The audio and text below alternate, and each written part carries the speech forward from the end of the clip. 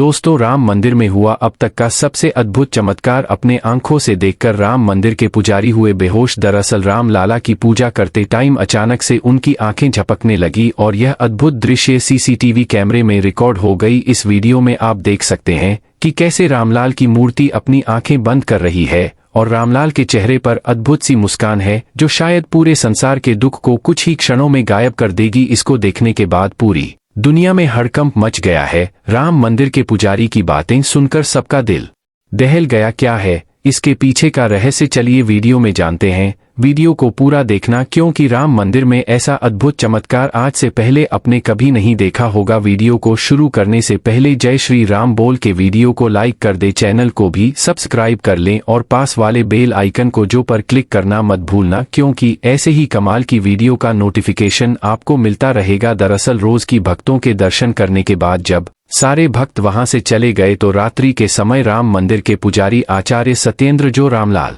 का भोग लगाकर और उनको आरती करके आराम करने जा ही रहे थे, तभी मूर्ति के अंदर से उनको एक अजीब से हलचल महसूस हुई। उन्होंने इस बात पर ज्यादा ध्यान नहीं दिया क्योंकि खिड़की से बाहर से जोर की हवाएं अंदर आ रही थी और उनको लगा कि शायद यह हवा की वजह से ही मूर्ति के अंदर कोई हलचल हुई होगी। मंदिर के बाहर निकलते ही उन्होंने अपने आंखों से जो चीज दिखा उनको खुद पर ही विश्वास नहीं हो रहा था क्योंकि अयोध्या के राम मंदिर के प्रांगण में एक साथ बंदरों की बड़ी डोली उछल कूद कर रही थी और उन बंदरों के अंदर एक अलग ही खुशी झलक रही थी। उनको एक बात तो समझ नहीं आई कि आखिर इतनी रात के टाइम में यह सभी बंदर यहाँ पर क्या कर रहे थे और ठंड ज्यादा होने की वजह से कुहासा भी काफी ज्यादा गिर रहा था। उन्होंने ध्यान से देखा तो उसमें से एक बंदर भागते हुए राम लाला के गर्भगृह में घुस गया। पुजारी जी जब उसे बंदर के पीछे पीछे गर्भगृह में गए तो उन्होंने एक बहुत ही अद्भुत चीज दिखा दर्शन। वह बंदर राम मूर्ति के आगे राखी घंटी को लेकर जोर जोर से बजने लगा। कमाल की बात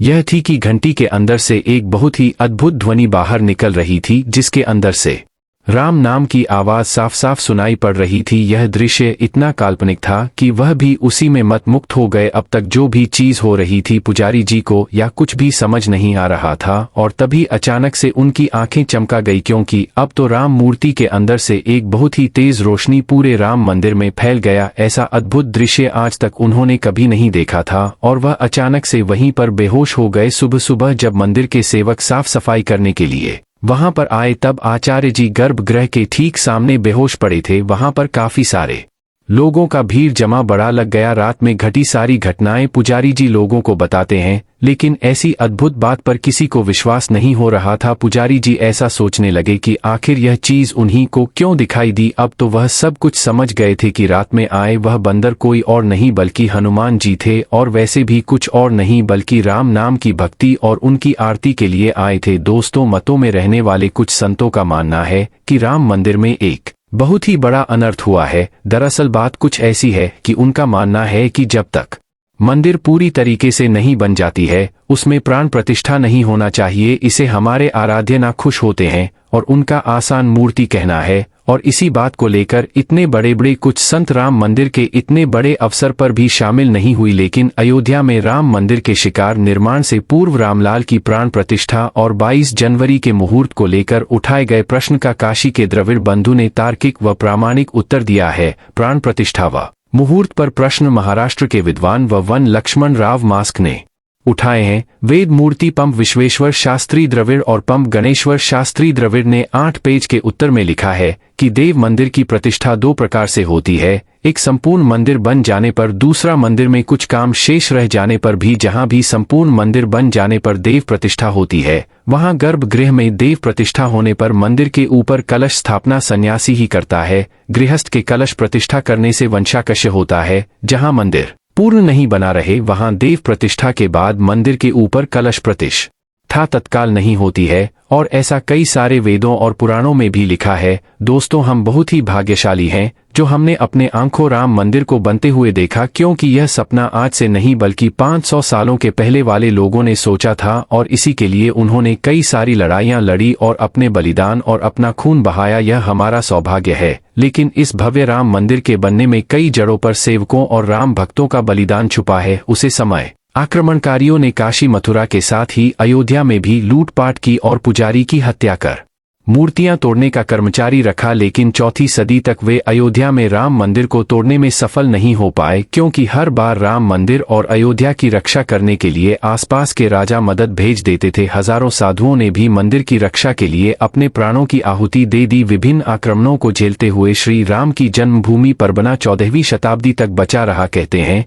कि सिकंदर लोदी के शासनकाल के दौरान यहाँ भव्य मंदिर शताब्दी में हिंदुस्तान में मुगलों का अधिकार हो गया और उसके बाद ही राम जन्मभूमि कम अयोध्या को नष्ट करने के लिए कई अभियान चलाए गए। 1527-28 में इस भव्य मंदिर को तोड़ दिया गया और उसकी जगह बाबरी ढांचा खड़ा किया गया। कहते हैं कि मुगल साम्राज्य के संस्थापक बाबर के एक सेनापति ने बिहार अभियान के समय अयोध्या में श्री राम के जन्म स्थान पर स्थित राज पर भव्य मंदिर को तोड़कर एक मस्जिद बनवाई थी। 19 जनवरी 1885 को हिंदू महंत रघुवर दास ने पहली बार इस मामले को फैजाबाद के न्यायाधीश पंप हरिकिशन के सामने रखा था। इस मामले में कहा गया था कि मस्जिद की जगह पर मंदिर बनवाना चाहिए, क्योंकि वह स्थान प्रभु श्री राम का जन्म स्थान है। वर्ष 1947 में भारत सरकार ने मुसलमान को विवादित स्थल से दूर रहने के आदेश दिए और मस्जिद के मुख्य द्वार पर ताला लगा दिया गया, जबकि हिंदू श्रद्धालुओं को एक अलग जगह से प्रवेश दिया जाता रहा। लेकिन सन 1958 में एक ऐसा चमत्कार हुआ जिसे देखकर मुसलमान की भी आंखें खुल गई। यह रामलाल का बहुत बड़ा चमत्कार था कि मस्जिद के अंदर से अचानक ही रामलाल की मूर्ति प्रकट हो गई। कुछ कट्टरपंथियों का कहना था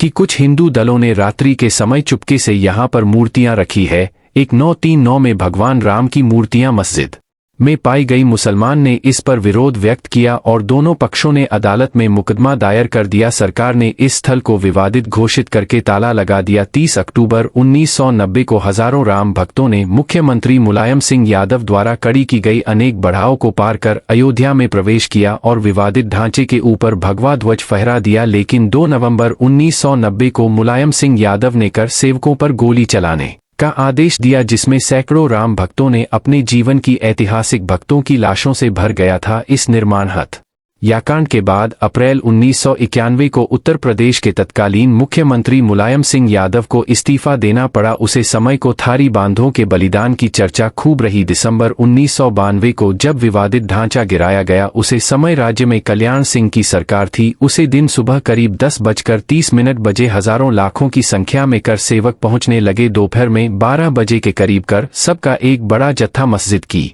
दीवार पर चढ़ने लगता है। लाखों की भीड़ दास को संभालना सभी के लिए मुश्किल हो गया। दोपहर के 3:40 पर पहले गुंबद भीड़ ने तोड़ दिया और फिर 5 बजने में जब 5 मिनट का वक्त बाकी था, तब तक पूरे का पूरा विवादित ढांचा जमीन दोस्त हो चुका था। दोस्तों, राम मंदिर को बनता हुआ देखना सौभाग्य है, लेकिन जब भी हम इसके पीछे हजारों हिंदुओं का बलिदान देखते हैं तो हमारी आंखें नम हो जाती है। इस पूरी वीडियो को देखने के बाद आक्रमणकारियों के लिए आपकी क्या विचार है, इसे कमेंट बॉक्स में जरूर बताइएगा। हमारे महान शहीदों के लिए आपकी श्रद्धांजलि नीचे कमेंट बॉक्स में जरूर दीजिएगा। कोई भी बात अच्छी लगी हो तो लाइक जरूर करें और हमेशा ऐसे सत्य चमत्कारी घटनाएं देखने के लिए हमारे चैनल को सब्सक्राइब करें। हर हर महादेव, जय श्री राम। दोस्तों, मिलते हैं अगले वीडियो में। धन्यवाद।